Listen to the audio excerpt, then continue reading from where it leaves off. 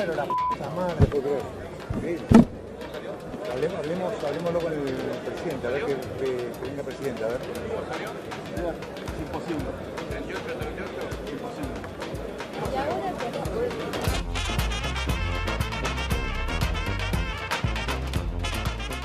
qué? Este hecho a mí me consterna, hasta me avergüenza. Es un error que realmente nos hace vivir una situación que nadie hubiera imaginado.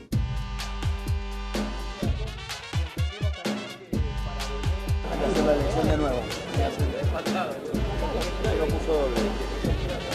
A nosotros nos tomó de sorpresa, creo que a todos nos tomó de sorpresa, genera cierta molestia, cierto fastidio en todos los que estábamos ahí. Acá hay un mensaje, ni un lado ni el otro se encontró con la cantidad de votos que decía en la previa o que cada uno pensaba. Acá es una votación que si tendría que haber terminado, terminamos por un solo voto para un lado o para el otro. Indudablemente, alguna persona haya votado que había 2 votos pegados. Y después cuando se contaron apareció una boleta más. No sabemos a quién le correspondía.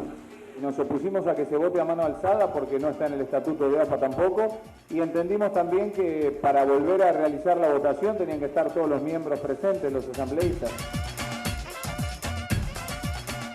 Evidentemente acá el resultado hubiera sido 38-37 a favor, no sabemos de quién. La verdad estamos sorprendidos, extrañados y molestos como están todos, no pasa solamente, me parece, de nuestro lado.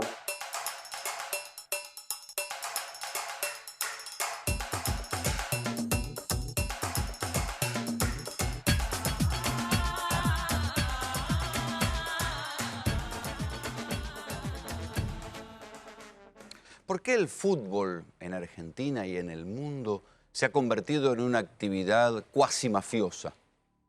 Y esto, ustedes lo ven, cómo se lo está juzgando al fútbol mundial. A todos los dirigentes de la FIFA en Estados Unidos se los está considerando, se los está equiparando y persiguiendo casi como si fueran grandes narcos, grandes estafadores. Gente que era respetuosa y a quienes todos les besaban el anillo y los aplaudían en los estadios llenos de gente. Hoy por hoy se los persigue y se los encarcela casi como si fueran capos narcos. ¿Por qué?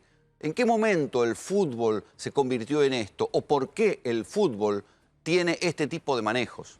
Este tipo de papelón aritmético por el cual 75 personas que tienen que votar se convierten en 2 bandos de 38. ¿Por qué?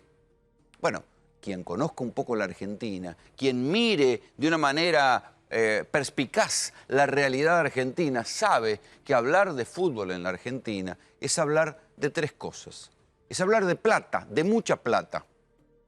Hay cantidad de tipos que se enriquecieron fugazmente, se enriquecieron velozmente en el fútbol. Está lleno de tipos que llegaron a los clubes de fútbol, empobrecieron a sus clubes y ellos cambiaron los autos, las casas, las chicas, la novia, los helicópteros y se enriquecieron y se forraron. Y después habrán tenido que enfrentar alguna causa por malversación, pero siempre pagando un buen abogado zafaron.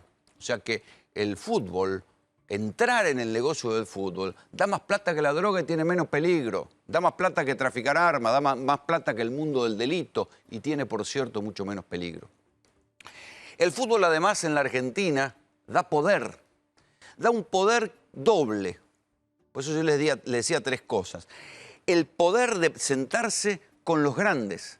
Un tipo que es un presidente de un club de fútbol, aunque fuera un ignoto barra brava, ya crecido, de pronto se puede sentar con altos dirigentes políticos, con empresarios, los frecuenta en los palcos, después lo llaman a las reuniones políticas y empieza a sentarse y a tallar con gente con la que nunca hubiera soñado si hubiera sido sencillamente un barra brava crecido o un plateísta.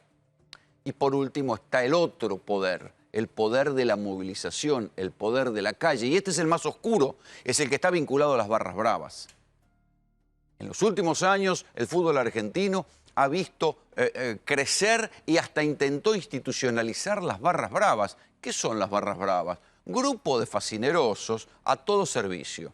Se les permite hacer unas cosas por izquierda, vender drogas, afanar, currar con las entradas, a condición de que cuando alguien los chifla, vayan y aprieten gente, llenen actos políticos, impongan un candidato, hagan el aguante. Eso es el fútbol en la Argentina. Entonces, ¿qué se puede esperar del fútbol en la Argentina? Esto que estamos viendo hoy. Una elección que iba a ser transparente y sin embargo terminó en esto, en un papelón. En un papelón aritmético, por un lado, porque 38 más 38 nunca podía dar 75. Y en un papelón porque ninguno de los dos candidatos habló del misil que llegó desde los Estados Unidos pidiendo la captura de dos dirigentes de mucha trayectoria en la AFA. ¿Sí? Uno había sido el titular, el secretario general de la Conmebol. Nosotros lo habíamos mostrado en una cámara oculta, Eduardo De Luca, contando de los manejos espurios, de cómo corría la guita y cómo se pagaban las coimas. Hace 4 años ya. Nadie había dicho nada. Hoy tiene pedido de captura. El otro es José Luis Meissner, un tipo de quien también habíamos denunciado sus manejos con las barras bravas, sus aprietes, la relación con Julio Grondona, y hoy también tiene pedido de captura. Y sobre todo, aunque sea para la verdad histórica, ya que Grondona está muerto, el co-conspirador número 1 para la justicia de los Estados Unidos es Julio Grondona, un tipo a quien también en algún momento presentamos una cámara oculta sobre cómo inventó ese modus operandi que luego se extendió a la Confederación Sudamericana de Fútbol y a la propia FIFA de vender los derechos de los mundiales, de la televisación y de todo lo que hubiera que vender cobrando plata por abajo. Eso es lo que estalló en el mundo, en Estados Unidos, y el coletazo llegó hasta acá. Sin embargo, ayer los candidatos sobre esto se callaron la boca. El pedido de captura ya tiene 2 juzgados federales y se están tramitando acá, contra Meissner y contra De Luca. Hay que ver si finalmente los extraditan o logran zafar y logran algún grado de arresto domiciliario, pero el papelón ya está hecho y se explica por esto. Pero también hay que tener en cuenta que el fútbol en la Argentina, al ser poder, plata y poder callejero, inquieta a mucha gente. Y lo que hoy se vio cuando le robaron la elección a Tinelli ayer, es que se aplicó ese viejo apotegma que dice que hay que pegarle al chancho para que aparezca el dueño. Entonces, hoy quien salió a enfrentar a Marcelo Tinelli fue Hugo Moyano. Y Hugo Moyano no se reunió esta semana misma con Mauricio Macri. Y Mauricio Macri no está preocupado porque si Tinelli llega a estar en la AFA y le va bien. ¿Por qué les digo esto? Porque el hombre, que no es cualquier hombre, que es Daniel Angelici, el presidente de Boca, el tipo a quien Elisa Carrió dijo que no vaya a operar en la justicia federal. O sea, fíjense del tamaño de operador del macrismo que estábamos hablando. Un tipo a quien Carrió, aliada de Macri, dijo que no se meta a operar en la justicia federal, que quiere convertirse en el nuevo hombre que va a convencer a los jueces que pongan tal o cual carátula, que sean más benévolos o no con el gobierno. Un operador en los tribunales federales. Ese hombre votó en contra de Tinelli. ¿Lo hizo solamente por los colores? ¿O porque Macri ve que si a Tinelli le va bien en la AFA, se puede convertir, dada la popularidad que tiene, se puede convertir en un potencial candidato a presidente dentro de 4, 8 años? Atención con esto. ¿Y quién lo sabe mejor que Mauricio Macri, que viene del mundo del fútbol, cuyos 12 años al frente de Boca fueron una plataforma excepcional para que Macri después saltara a la política y hoy se haya convertido en presidente de la Argentina? Entonces, atención con esto. También había algunos corrillos que decían que al gobierno saliente, a Cristina, tampoco le gustaba que fuera Tinelli por lo mismo. Porque en algún momento el kirchnerismo va a querer volver al poder y si Tinelli le va bien, se convierte en un candidato expectable también para la política. De esto hablamos cuando hablamos de fútbol. Entonces no se confundan, no es un problema de clubes, no es un problema del fútbol, un deporte que le interesa sobre todo a los varones, no. Discutir el fútbol en la Argentina es discutir la plataforma de donde se hace la gran política, lamentablemente. Bienvenidos, esta es Tercera Posición.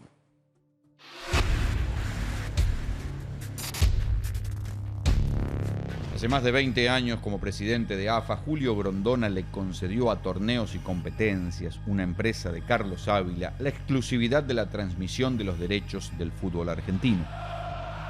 Por eso vamos a escuchar un Grondona diferente, en confianza. Yo te mato, a vos, a quien sea. Ellos saben muy bien que yo tengo hasta testigos de los tipos de las motos que iban a buscar la plata negra. Julio Grondona habla en confianza porque está con un amigo. La charla, que quedó grabada en esta cámara oculta, hoy está en manos de la justicia y es un documento único sobre los secretos del mundo del fútbol, los negocios y el poder. Las malas gestiones en el fútbol no están ligadas necesariamente a la deshonestidad del dirigente, que es lo que piensa el hincha siempre. En la mayoría de los casos el dirigente pone, no saca. El otro día te vi con Rosín. Bien. Bien, estuviste bien. Pero no lo digo. Está bien, yo creo que lo mejor que hiciste fue anular el contrato con Clarín. Sí. Pero la primera época fue buena la que hicimos. Fue buena la que hicimos. Pero ellos no tenían cable, sí, después nos cagaron. Nos cagaron. Fue la verdad. A mí me ayudaron, porque yo vendí mi parte, a vos te ayudaron, nos ayudaron a todos los muchachos. A mí ellos no me ayudaron nunca. A mí fue la operatoria con vos y la generosidad en el momento de repartir, Y yo tenía una parte u otra parte y se terminó. Exacto, ahí sí. Y después jamás me dieron de que te fuiste vos, jamás recibí nada. Grondona dice en esta cámara oculta que el grupo Clarín dejó de darle dinero. Ahora bien, ¿qué dinero? No parece que esté hablando de dinero legal. En cualquier caso, Ávila le recuerda a Grondona que parte del dinero que él le daba venía también del grupo Clarín, su socio en torneos y competencias. Mientras que yo estuve, respetaron. Claro, respetaron porque estaban ustedes. Lo respetó todo. Por Luis. Claro, Luis te hizo respetar todo lo pactado. Pagliaro cumplió, Mañeto cumplió. Si cumplieran, cumplían con ustedes. Conmigo no tenía ninguna relación. Bueno, pero cumplieron, es decir, no, porque la verdad, pues después nos cagaron a todos. Porque a todos. Nos afanaron vivos. Nos afanaron vivos. Vivos, nos afanaron en vida. Porque la verdad, nos hubieran dejado pero participar. Pero yo me perdonás. Y el error fue de ustedes cuando fui a la reunión de ustedes, que yo les pedí que me vendieran a mí y yo a ir al testaferro, Detengámonos un momento en esta frase. Grondona le está diciendo a Ávila que él quiso comprar los derechos de televisación del fútbol a través de un testaferro. La maniobra hubiera sido ilegal por partida doble. Primero porque la ley argentina prohíbe los testaferros o prestanombres. Y segundo porque Grondona no hubiera podido ser dueño de algo que él tenía que negociar para bien de todos los clubes. Esto es, los derechos de televisación del fútbol. Yo les pedí que me vendieran a mí y yo a ir al testaferro y peleaba yo con ellos, porque yo sabía que no podía hacer más nada. Y el 50% que tenía TIC, que se lo vendan a AFA. ¿Te acordás de esa reunión que estaban todos? Yo tuve que después armó el quilombo conmigo. Después armó el quilombo con todo. Porque la verdad, mira, porque a nosotros nos cagaron. Bueno, por una parte la cumplieron, pero después mientras estuvimos nosotros, porque después se fue toda la mierda. Cuando ellos se ponen a comprar los cables y administran todo ellos, morimos. Lo que pasa es que se aprovecharon, como al principio nos trataron bien a todos. Ellos creían que yo no iba a tener coraje. Claro. Si yo hubiera tenido el coraje, el día que viniste vos, en el Hotel Sheraton, y le hubiera dicho ahí, si no arreglamos me voy, rompo el contrato. Y lo podías haber hecho, ¿eh? Pero no, ¿por qué no lo podía haber hecho? Porque atrás no tenía a nadie. Porque nadie se quería tirar contra Clarín atrás mío. No. Porque estaban los más caros, y este y el otro que iban a traer esto, Telefónica, nunca trajeron nada. Yo rompo el contrato, ¿por qué? Porque tengo la presidenta atrás, el gobierno. En este momento se procederá a la firma del convenio entre la Asociación del Fútbol Argentino y la Jefatura de Gabinete de Ministros para la transmisión de espectáculos de fútbol por televisión abierta y gratuita. No, lo que pasa es que al principio, como nos trataban bien, viste que esto que lo otro, entonces pensaban que nos iban a apretar los huevos el resto de nuestra vida. Eso fue ellos no tienen noción, ¿sabe de qué? De nunca haber estado sin plata. Y nosotros, tanto vos como yo, nacimos sin plata. Claro. Muchas veces tuvimos sin guita, sabemos lo que es. Sí, exactamente. Y cuando vos estás en una posición y te está sucediendo algo como que te venís para abajo y te quedás sin plata, ya lo tuyo empezás a pensar qué pasa. Correcto. Entonces yo te mato, a vos, a quien sea. ¿Me explico o no? Sí, Y estos no. Estos son unos capillos de mujeres pobres. Eso que son. No hablé nunca más con ellos.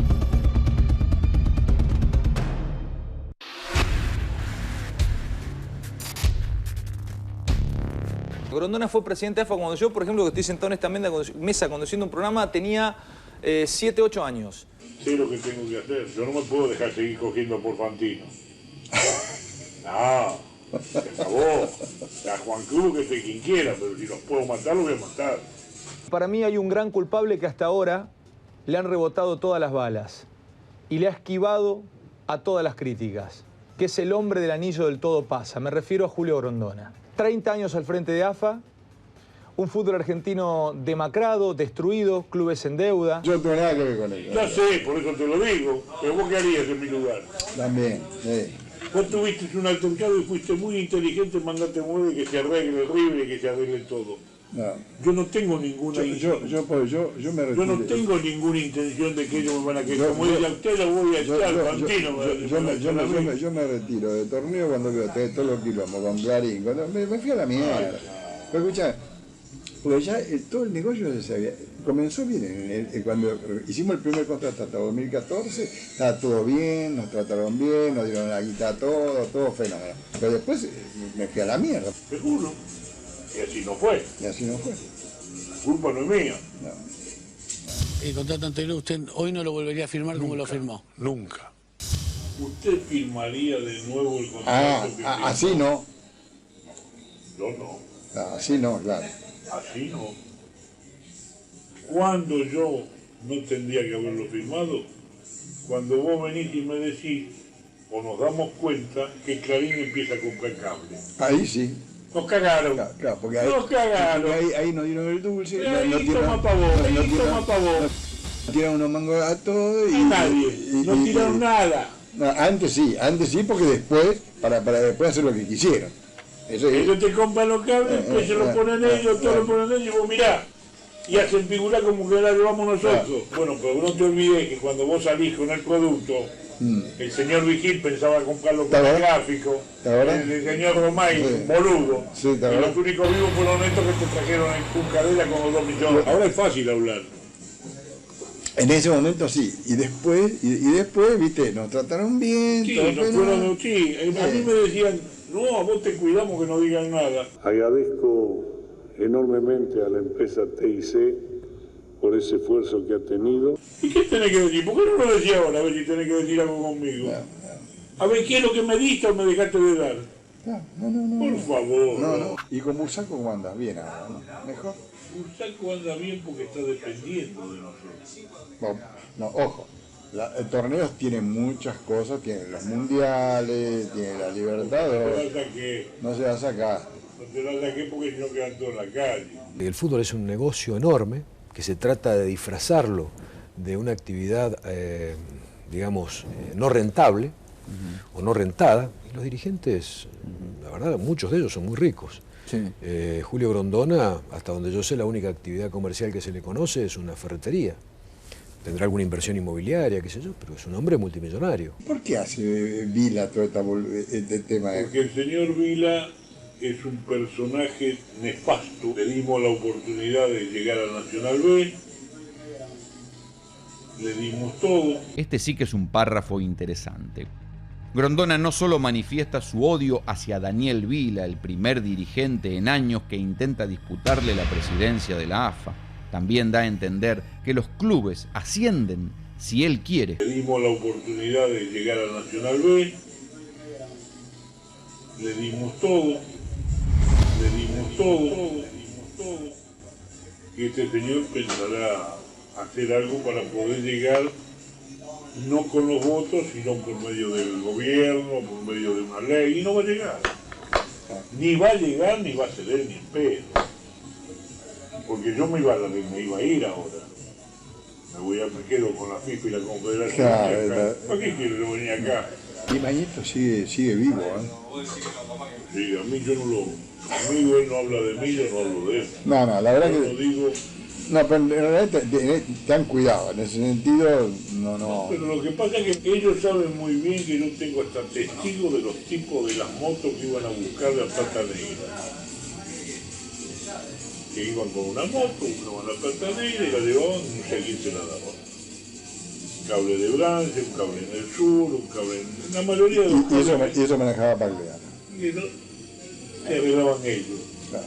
Estaban satisfechos ellos, tomando, iban a aumentar. FIFA World Cup 2018, FIFA Mundial de 2018 será organizado en Rusia. Aparte está el Mundial del 2018, el 2022, y si no está el TIC yo no lo doy.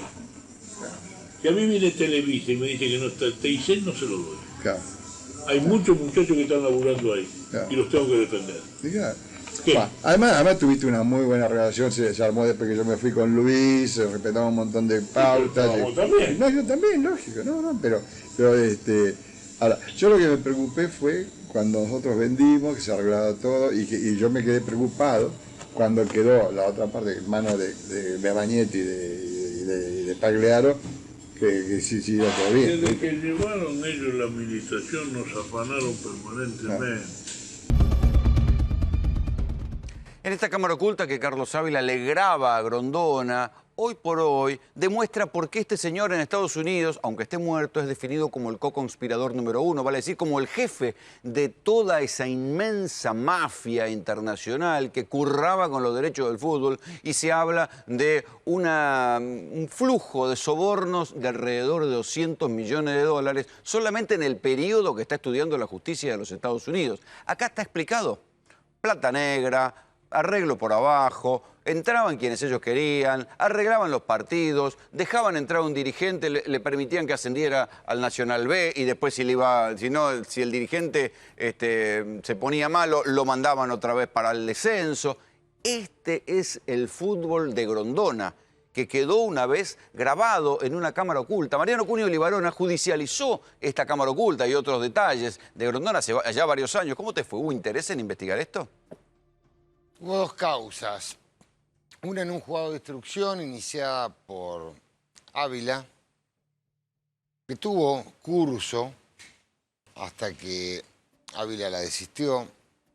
Y hubo otra en la Justicia Federal, en el juzgado del juez Claudio Bonadío, donde tengo entendido que al día de hoy está... Esa es la que tenía la causa de Meissner.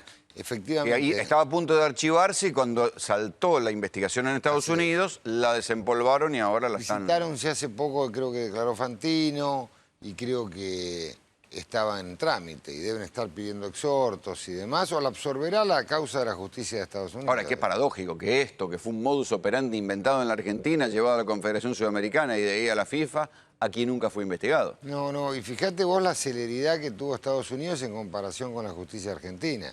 Es decir, teniendo en las causas de nuestro país cuentas, grabaciones, más elementos, en años no pasó absolutamente nadie. Estados Unidos, con la procuradora y el tribunal de Brooklyn y la fiscal, llegaron a este punto de ya tener más de 30 implicados, muchos confesos, muchos que reconocieron. Como abogado, es grave tener, si vos suponete que fueras el abogado de Alejandro Bursaco, ¿es grave tener una causa en Estados Unidos? Sí, es muy grave. El sistema es muy severo. En Estados Unidos es severo no llevar el cinturón de seguridad, es severo no pagar impuestos. Transgredir la ley en Estados Unidos no es en la ley de nuestro país. Nosotros tenemos una costumbre a transgredir la ley, que no está bien. Es decir, y tampoco tenemos ejemplos de gente que se... digamos, funcionarios que se comportan conforme a la ley. Nuestro modelo es absolutamente antinormativo. En cambio, en los Estados Unidos, transgredir la ley es una sanción inmediata. ¿Bursaco puede haber hablado e incriminado a otros para mejorar su situación? Sí, no tengas dudas. Es decir, el marco, allá hay un plea agreement, se llama, que es un acuerdo por el cual si vos das datos involucrando a otra gente que esté viva, que sea en un rango superior a lo tuyo y que de alguna manera lo puedas corroborar, por ejemplo, dando datos de cuentas, ese acuerdo te quita años de prisión, por ejemplo. Bueno, recordemos que a partir de la declaración de Bursaco es que ayer se libraron capturas para un señor que nosotros habíamos presentado en otra Cámara Oculta, yo se la mostré ayer, que es Eduardo De Luca, titular, secretario general de la Conmebol, que luego, cuando sale la Cámara Oculta, Grondona lo echa y lo reemplaza por José Luis Meissner, que es el que tenía el anillo complementario al de Grondona, ¿no? El de Grondona tenía el de Todo Pasa, él tenía, Meissner, el de Algo Queda. Entonces, a los dos les dictaron captura internacional. ¿Pueden zafar de ir presos? Yo creo que sí. Yo creo que tiene una buena defensa en la Argentina, sí. Te voy a decir por qué. Porque esta conducta de una coima privada acá no es delito en nuestro país. Allá es grave. Allá está tipificado como delito. En nuestro país es una dádiva, un cohecho, un ofrecimiento. Picardía, No, a un funcionario público, no a un particular.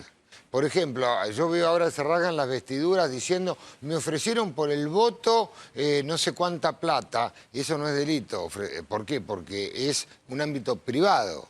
Será una conducta antiética, antirreglamentaria, pero no es delito. En cambio, en los Estados Unidos sí lo es. Si hay extradición, tiene que haber identidad de conducta, la misma tipificación. Y si no es delito en nuestro país, es un tema para discutir. ¿Qué pasa si Bursaco involucró a funcionarios públicos, digamos, de Fútbol para Todos? Porque una de las especulaciones que había es que Bursaco había dicho, yo compré estos derechos sobornando gente con plata que recaudaba del Fútbol para Todos. Yo creo que va a venir, ¿ahí se complica? Va a haber otra línea de investigación allá, más profunda. Esto no tiene límites. Es decir, yo creo que está en una primer línea. Es como el caso en Mencelao en Brasil. Van avanzando por bloques. En Brasil ya están en el tercer bloque. El cuarto bloque es el gobierno. En Estados Unidos están en el primer bloque de investigación. Si siguen y no frenan, esto va a ser ilimitado. Mariano, estuviste ayer en la asamblea de la AFA, en la votación. ¿Qué fue lo que pasó? Porque yo te veía ahí de lejos. Lo que te rectifico de entrada, acá no hubo fraude a Tinelli. Te digo más, mirá, que el que abría el sobre, el que agarraba y los ponía en las pilitas es un señor Pascual, no recuerdo el apellido, de Estudiante de La Plata, puesto por Tinelli. Vos tenés 7 personas que omitieron controlar y una que actuó por acción. En el derecho penal hay acción y omisión. Hay 7 omisión, una acción, pero la acción, el que dividía, era el que ponía las pilitas, era don Pascual. Entonces, ¿qué es lo que pasó? Muy simple. Algo que nos llevó una semana entera, con gran cordialidad, hasta dando los más detalles con el grupo de Tinelli, con el doctor Gil Laverda, de ordenar transparencia. Lamentablemente no me aceptaron las boletas electrónicas que propuse y me cambiaron el mismo día lo que era la historia y lo que es lo más transparente, que es la lectura. Segura, Tinelli, y eso no se hubiese dado que hay dos papelitos. Claro. Vinieron con esto los papelitos. Primer error, salvo que haya una mente brillante que decidió boicotear la elección para el día de mañana tener otra oportunidad o un revoleo. Entra el señor y 3 señores ponen dentro del sobre 2 papeles. El señor Pascual abre. Se advierten que hay uno de Tinelli y uno de Segura. ¿Y qué hacen? En vez de haber hecho lo que yo les había explicado, que era separarlo y observarlo, hubiese ganado Segura, vivitos, Tinelli, se sacan el segundo papel y ponen el papel arriba de la pila de Tinelli. Después aparece uno de Segura y se hace lo mismo. Se pone el segundo papel y se pone el papel acá. Pero se les pasó uno. Qué bárbaro. Se les pasó uno. Increíble. Entonces terminó 38-38. Increíble. Mariano. Increíble, perdón, pero te quiero demostrar algo. La transparencia de Segura en este aspecto. Se habían ido 2 votantes de Tinelli. Si Segura decía, ¿se hace ahora la elección? No estaban estos 2 señores. 38-37, 37-38 ganaba Segura. Optó porque haya una nueva elección. A ver qué pasa. Gracias por venir. No, un gusto. Mientras tanto, por si faltaran dramones, telenovelones o sitcoms en la Argentina, tenemos también nuestro propio melodrama del traspaso de mando en la Argentina. Tironeo por el bastón, tironeo por dónde hay que entregarle los atributos a Mauricio Macri, dónde va a ir Cristina. En fin, el drama del traspaso.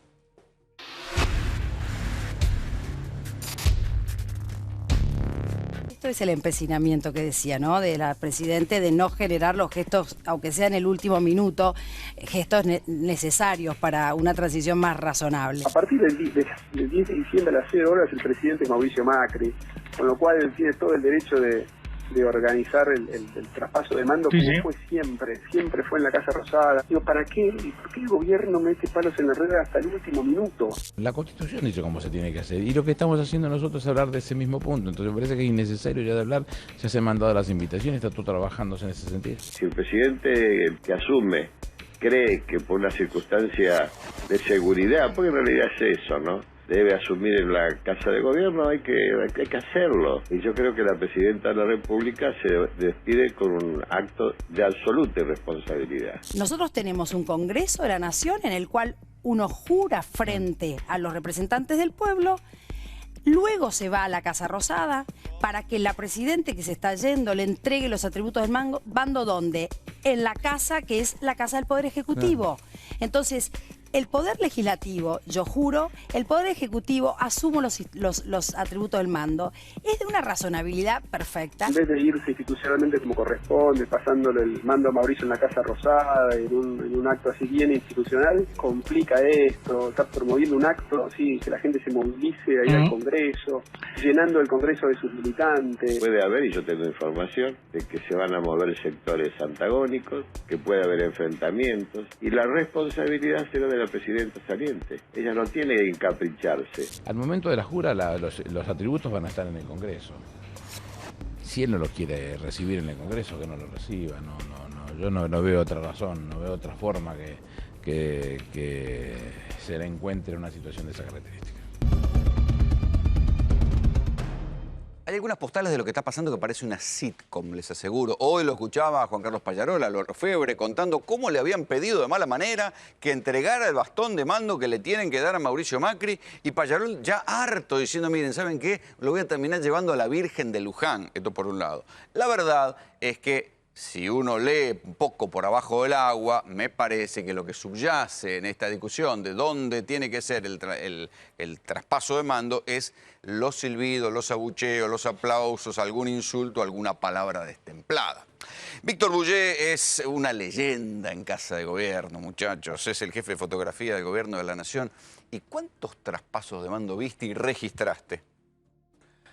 Bueno, el de Viñone Alfonsín, Salón Blanco, Alfonsín Amén en Salón Blanco, Menem de la Rúa Salón Blanco. Bueno, de la Rúa después se precipita el 19-20 de diciembre. Y ahí arranca. Y hay, no, sí, hay los interinos, esa coyuntura de 10 días. Hubo fotografía de los muchachos haciéndose cargo, pero siempre en el Salón Blanco de los atributos. Después Duhalde ya le entrega a Kirchner y cambia el formato y se produce después la entrega de Kirchner a Cristina. ¿Alguna vez viste tanta tensión en un traspaso? No sé si es tensión, creo que hay incertidumbre. Pasión, no sé cómo decirlo. De mi lado es incertidumbre, porque yo necesitaría saber el lugar para ya ir dibujando. O sea, vos no sabés dónde vas a tener que ir a sacar fotos. Hasta ahora no. Hasta ahora no. Al principio iría al Congreso, donde seguramente ahí va a llegar la presidenta. O sea, Macri al Congreso tiene que ir porque lo dice la Constitución. Tiene que ir frente a la Asamblea Legislativa. Sí. Yo creo que hasta ahí estoy y después veremos si pasa ahí o no pasa. Hay que ver esta zona. ¿En algún traspaso hubo abucheos contra un presidente saliente? No. Que yo recuerde, no. Siempre fueron respetuosos. Sí. Yo sé que vos estabas atrás de la óptica, pero los oídos los tenés. No, obvio, claro. O sea algunas cosas. Siempre ahí, otra te olvidaste. Mejor. Claro, ahí no escuchaste, pero bueno. Quiero sumar a la conversación a Karina Vilela, consultora en protocolo y ceremonial. ¿Qué es lo que prima más en este caso, la tradición o la Constitución? Buenas noches. Buenas noches. La realidad es que te diría que 50 y 50, 50 que es necesario hacer porque la Constitución lo dice en su artículo 93, o sea, la jura hay que hacerla. Eso es ineludible. Eso es lo básico. Y no se puede cambiar. Bien, pero el conjunto de formalidades que se llama ceremonial indica que siempre fue, Historia Argentina lo cuenta, en Casa Rosada. Después, que lo hayamos visto en la época kirchnerista con el deseo de estos presidentes de tomar la asunción, digamos, los símbolos que los representan dentro del Congreso, es un tema de elección, por lo tanto deberían... Claro, porque además Duhalde, como era un presidente que surgía designado por la Asamblea Legislativa, ahí le da como un grado de poder mayor al Congreso y ahí queda... se cambia un poco el protocolo, ¿no? Pero la simbología siempre, históricamente, se tomó en Casa Rosada, en Salón Blanco. ¿Qué representa el bastón y la banda? Bueno, Juan Carlos Pacharol lo define muy bien, ¿no? Cuando le preguntan hasta por qué elige esa madera, porque dice que la madera es recta y es imposible de doblar y de esa manera debería ser un presidente argentino. Qué bueno. Incorruptible, ¿no? Siempre... me voy a poner a llorar, me parece. En cualquier momento me pongo siempre a llorar. los bastones hablaban de mando, de poder, de la persona que guía. Entonces eso es lo que habla, ¿no? Y la banda obviamente que nos representa es un símbolo, es la bandera puesta en una persona. ¿La banda de dónde proviene? La banda es lo único que está en el legislado. Es el único símbolo que está dentro de un decreto de símbolos patrios, que es el 10.302, donde dice cómo debe ser la banda. Todas las bandas tienen el mismo ancho, 9,9 centímetros. ¿Es una herencia monárquica? Es una herencia española, que hasta el año 32 se traía de Europa y a partir del 32 se empezaron a hacer acá en la Casa Militar, que hay un sastre argentino. ¿Y qué hace la banda? Ramón Díaz, que está haciendo la banda, está terminando, que está normada, que tiene hilos de oro, que tiene una borla, que no puede llevar más que el sol. ¿Y cuándo usa un presidente la banda y el bastón de mando? Uy, deberían usarlos en actos, obviamente, representativos. Yo Cristina nunca la vi con banda, mucho menos con bastón. No, hace muchos años. Y después los demás la usaron para las fechas patrias. Sí. Yo recuerdo, por ejemplo, los Te Deum, que era de uso que el presidente llevara el bastón. Yo recuerdo que había Te Deum. Bueno, sí, bueno. Que hubo Te Deum y que en los últimos años hubo ausencia de primeros mandatarios. Vamos a ver escenas antiguas sobre cómo fueron otros traspasos de mando. Coloca en estos momentos el general Vignoni la banda presidencial y ya es recibida por el doctor Raúl Ricardo Alfonsín. El doctor Raúl Ricardo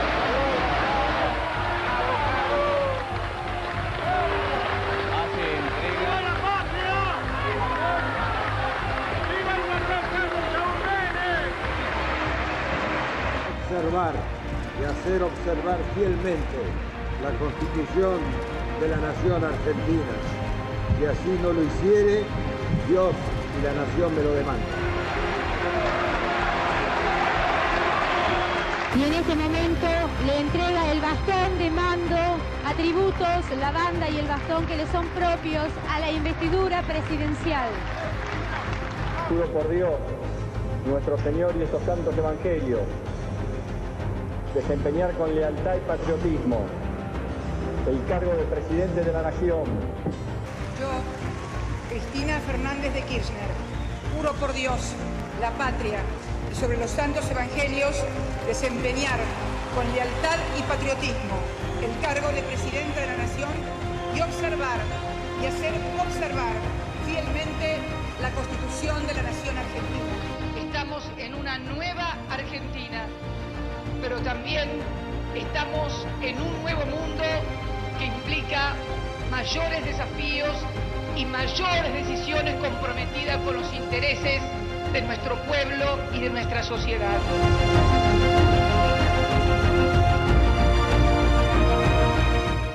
Yo sé que vos te olvidaste de muchas cosas, Víctor, pero ¿alguna vez escuchaste una palabra destemplada ahí entre los mandatarios en ese momento del traspaso? No, prácticamente ni se habla. ¿Ni se habla? No. Es el momento. Cuando se acercan y se abrazan y se saludan. No, es más gestual todo. Pero no hay posibilidad de hablar porque aparte es una emoción muy... Es un momento, es el momento. Para mí el 10 de diciembre es el momento, desde el punto de mi laburo. ¿Te emociona todavía? Sí, totalmente. Eso, se cumple un año. Vamos cumpliendo años, ya estamos en el año 32, ¿no? Ya llevamos 32 años. Para mí es el cumpleaños de la patria. ¿Vos me decías que las bandas tienen todos anécdotas y simbologías? Hay algunas curiosidades fantásticas. Hay una sola banda que tiene diamantes en el sol, que fue la segunda presidencia de Roca. Después la banda de Juárez Selman. ¿Cada banda es con un presidente? Cada presidente tiene su banda. ¿Y después qué hace con ella? ¿Se le va al Museo de Casa Rosada. Ajá. ¿Y el bastón se lo llevan a la Igual casa? hay varias, vos sabés que hay varias bandas por presidente, nunca se hace una sola, por si se mancha, por si se arruina. Por ejemplo, de la Rúa se la olvidó en una fecha patria. ¿Se olvidó la banda? Sí, y creo que le costó el puesto al jefe de protocolo. No, lo sancionaron. Yo le digo, el 9 de julio se festeja a partir de un decreto de Menem en Tucumán. Y le digo al jefe de protocolo, decirle que baje con los atributos, pues yo nunca había tenido la foto de un presidente bajando del tango 01. Sí, te agradezco. Lo llama y el pibe morochito era, ¿viste? Y lo veo que viene blanco. Digo, ¿qué pasó? Se olvidó la banda y el bastón en Olivo. No, me está jodiendo. Se olvidó el jefe de protocolo. Ese es un... No, porque claro. Sí, esos son Cuando chequeos falla que hay que el protocolo, hacer. falla todo, ¿no? Por supuesto. Y saben que la banda de Juárez Selman se la regalaron los amigos, la mandaron a hacer a Francia y bordaron los nombres de los 6 amigos del lado interno. Qué simpático, Sí, qué no, pillo. no. Qué pillo. Yo me decías que el bastón de Néstor Kirchner tenía piedras. 3 ¿de dónde? piedritas de su ciudad natal. Se le hicieron llegar a ella. Cierto. Ella le dijo, mira, tengo estas piedras. Y le dijeron al maestro Pacharol si las podía poner dentro del bastón, entonces las puso dentro, no están, digamos, instaladas. La banda queda para el museo, el bastón queda, ¿se lo lleva el presidente a su casa? ¿O La realidad- está escrito en algún lado eso? No está escrito que se hace con el bastón. No está escrito, pero me No parece está que se escrito lo el bastón, llevan. empecemos por ahí. No está escrito el bastón fue de una manera hasta el 83, con empuñadura de oro, después pasó a ser de plata, porque hablando del maestro Valladolid, Juan Carlos fue el que pidió que fuera criollo, que tuviera simbología argentina y que no viniera con reminiscencias imperialistas. ¿no? ¿Qué hay que hacer con el bastón? Porque ahí veíamos No a Kirchner que lo daba jugar. vuelta. No, Entender es lo que algo significa, serio. es algo serio, tomarlo y entender lo que significa, que es la persona que nos va a guiar a todos nosotros, a 4 años. Lo que pasa es que el protocolo es algo serio, ¿no? Exacto, son las formas, si hay formas hay El rey de fondo. España, cuando nosotros, en más de una oportunidad que hemos ido a la zarzuela, en un momento se discutía si alguno de los muchachos que iban en la delegación se ponían el frac o no se ponían el frac, y el protocolo español aclaró de que ellos usan la vestimenta para no romper con la tradición, pero vos como invitado podés ir vestido El protocolo es como algo para serio. una noche. Yo una pero vez no hace falta. una vez me dieron un premio, el premio Rey de España, y tuve que estar con el rey y me explicaron que yo no me podía dirigir a él si él no se dirigía a nosotros. ¿No? Después en un momento dado ya estábamos como chancho después con te el tomas rey, un vino, ¿viste? ¿no? Te abrazaba, sí. te decía, y cuénteme, pero, qué sé yo. bueno, pero ese es el protocolo. Claro, es la distancia justa. Claro, exacto. También dejar, ¿no? Que los demás entiendan que uno comprende quién es quién. Exacto. Entonces, a partir de que uno le muestra respeto, ellos mismos rompen el protocolo para acercarse. Y son bastante divertidos. Sí. Muchísimas gracias por venir. placer. Gracias. No, gracias. Mientras tanto, mientras se dirime la transición, pasan otras cosas y está la preocupación en la calle. Los precios se han desatado, tanto que hay como pequeñas postales olvidadas, gente que está llamando a un apagón en los supermercados, a que no vayan a comprar a los supermercados porque el promedio de las uvas ha sido el 25%. Lugares como Rosario, donde hay panaderos que, indignados por el aumento del precio de la harina, cocinan pan y lo regalan por la calle. No importa a quién corresponde esta inflación, si le corresponde a Cristina o le corresponde a Macri, lo cierto es que la especulación está desatada.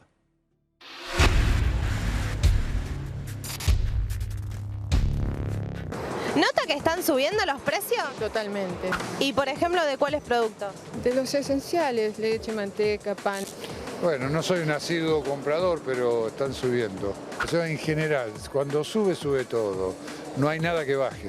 Impresionante lo que sube, porque ya la semana pasada no pasó nada, ahora esta semana un cambio total. ¿Y de qué productos, por ejemplo, notas la suba?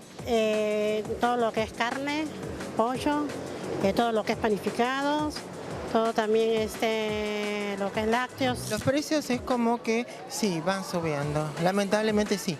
Por ejemplo, ¿en qué productos notas la suba? Por ejemplo, los lácteos, uno de los productos que yo soy muy consumidora de lácteos y suben. Carne no, porque prácticamente yo no como carne, pero como miro, como soy bien ama de casa y me gusta cocinar todo, sí. ¿Notas aumento de precios últimamente?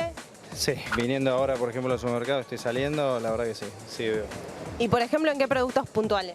Y bueno, ahora por ejemplo pañales, que es lo que más estoy comprando, artículos de limpieza y algunos alimenticios. ¿Nota que están últimamente subiendo los precios? Sí, algunas cosas sí. Por ejemplo, la carne. Siempre hay aumentos en los precios, en la carne, en el queso, ¿no, Guille? Hay un montón de cosas. Mira, suben algunos y otros bajan. ¿No cree que ha habido un cambio de unos meses atrás a ahora? Para nada, por lo menos todavía. ¿En qué productos notas el aumento? En las carnes más que nada. No te sabría decir, no los voy controlando. Compro ocasionalmente. Sí, seguro que sí. Convencida que sí. Digamos, acá, todavía no entré, pero los otros precios que he visto por la zona han aumentado. Por ejemplo, ¿en qué productos?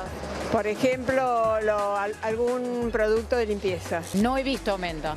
O sea, yo soy muy de fijarme de los precios. O sea, sé los precios de todo, tanto artículos de limpieza como perfumería, comida.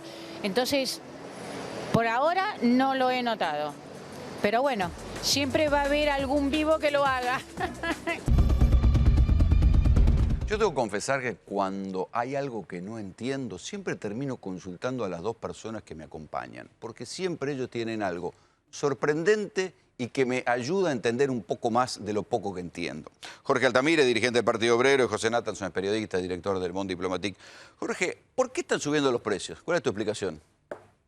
Bueno, hay una perspectiva de evaluación y frente a una perspectiva cierta de evaluación, los grupos económicos, los que controlan la economía, aumentan los precios.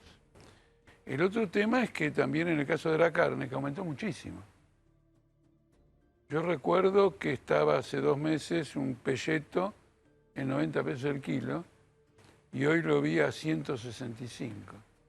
Es claro, O por ejemplo, no, pero es así, ¿eh? O por ejemplo el pollo, que estaba a 24 el kilo, pero ahí no hay a 38. No hay el curro, que son insumos dolarizados. No, pero en el caso de la carne, lo que dicen los especialistas en el medio es que hay retención de vientres, ¿no es cierto? Es decir, no se están faenando novillos para venderlo más caro después. No. Antes se faenaban hembras, etcétera, había liquidación de vientres. Y por lo tanto había una sobreoferta de carne. ¿Se equivocó el macrismo al anticipar una devaluación? ¿Al generar expectativas así? El tema estaba en la calle. Tiene que hacer un planteo. En el caso de Scioli se encargaron de hacer ese mismo planteo Bain y compañía. ¿En qué condiciones? Ellos consideraban que había que devaluar, pero no cabía ninguna duda. Eliminar retenciones al trigo y al maíz, bajársela a la soja. Eso significa aumento de los precios internos y la devaluación, porque tenían un plan de endeudamiento, Bain fue muy claro en ese punto, y la contrapartida del endeudamiento es si vos querés dólares, ¿cuánto estableces en pesos por esos dólares? En el último número de Le Monde Diplomatique se escribió una editorial, José, muy interesante, que llamaba Globología, diciendo, bueno, termina un modelo redistributivo en la Argentina y vamos a un modelo que todo el mundo dice es de la derecha. ¿Qué derecha es la que encarna Macri? ¿Es la misma derecha de los 90? No, ¿Qué derecha es? Mi posición es que es una nueva derecha. Y es nueva porque que sea nueva no quiere decir que deje de ser de derecha. Una vez dice que es una nueva derecha y eso parece que le está connotando de una manera positiva, lo cual no necesariamente es así. Yo creo que es nueva derecha por 3 motivos. Una es democrática, en el sentido puro de la palabra. Se presenta elecciones, pierde, gana, construye un partido político, etc. Segundo, es post-neoliberal, lo cual no quiere decir que no sea neoliberal, pero viene después del neoliberalismo. Sencillamente hay algunas reformas que no las tiene que hacer porque ya fueron hechas. Hay algunas reformas económicas, a pesar de la contrarreforma de los últimos años del kirchnerismo, que ya fueron hechas. Y después que es astuta. Y es tan astuta que ha tenido la sensibilidad para mostrar una cara social. Por estos 3 motivos yo creo que es una derecha... Michetti todo el tiempo dice vamos a combatir la pobreza. Es una derecha nueva, es una derecha que es diferente a la derecha a la que estábamos acostumbrados. La derecha a la que estamos acostumbrados en la Argentina, la de Alzogaray, la de López Murphy, la de Cabal, una derecha más dogmática. Era una derecha de economistas. Ellos no son economistas. Los líderes no son economistas, son empresarios, que es diferente. diferente. No es lo mismo ser un economista que ser un... Si uno mira Argentina, uno mira Brasil, uno mira Venezuela, parece que los modelos redistributivos que dominaron esta última década están llegando a un límite y están crujiendo. Yo creo que estamos en un incipiente fin de ciclo si uno ve los resultados. ¿Y viene el péndulo hacia el otro lado? Y yo creo que viene el péndulo, pero no es hacia el otro lado. Porque hacia el otro lado uno piensa en Menem, piensa en Fujimori, piensa en Fernando Henrique. Yo creo que viene el péndulo hacia otra cosa, que es esta nueva derecha. Vamos a ver cómo rueda. Pero yo creo que tiene características y también este tono budista, ¿no? El editorial del Diplo que salió ayer va sobre eso. Yo la llamo la derecha budista. El budismo en el sentido estético, el budismo New Age, ¿no? De no confrontación, de búsqueda individual. El budismo es una filosofía que apunta a la búsqueda personal. La derecha tiene al progreso individual como uno de sus corazones. Por eso decís en esa nota que prefieren tanto los tipos que son héroes individuales, los deportistas. Que son exitosos, empresarios, deportistas. ¿Es una nueva derecha? No. Puede ser, pero no sé si ellos mismos lo saben. Pero quiero decir una cosa muy importante. Si esto es el producto del fracaso de la redistribución, entonces estamos mal con la redistribución. Es mala palabra. O haces política redistributiva y te vas al fracaso. ¿Qué queda como agenda progresista? Bueno, pareciera que lo viene la derecha lo llama que es el fracaso de los populismos. No tiene nada que ver. Esta es una política de bancarrota financiera.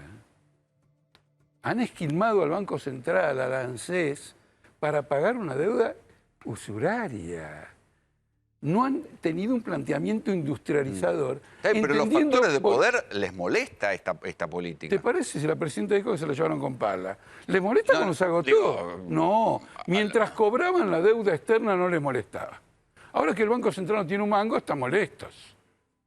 Y lo quieren recapitalizar.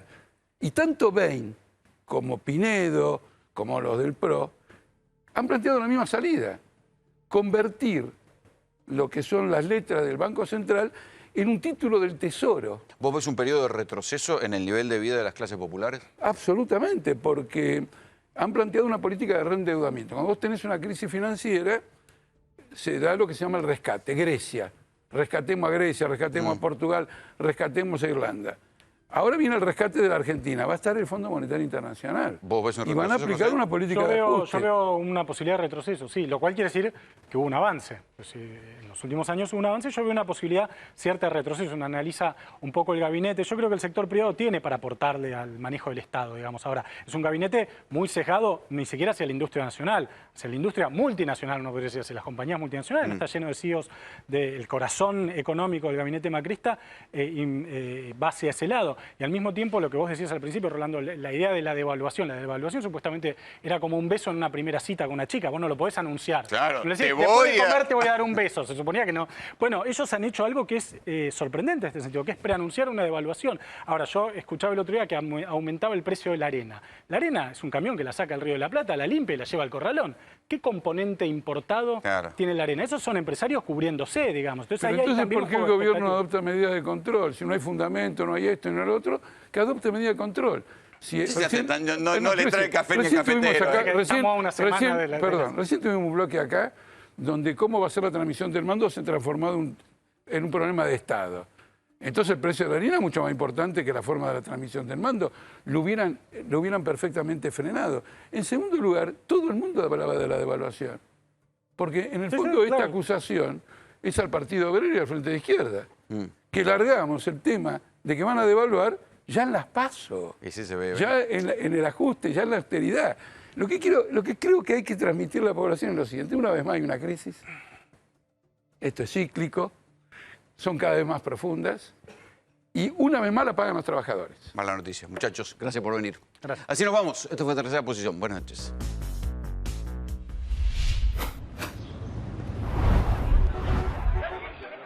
Accede al auto que quieras con la mejor financiación. Global Autos, 0800 333 1950, globalautosweb.com.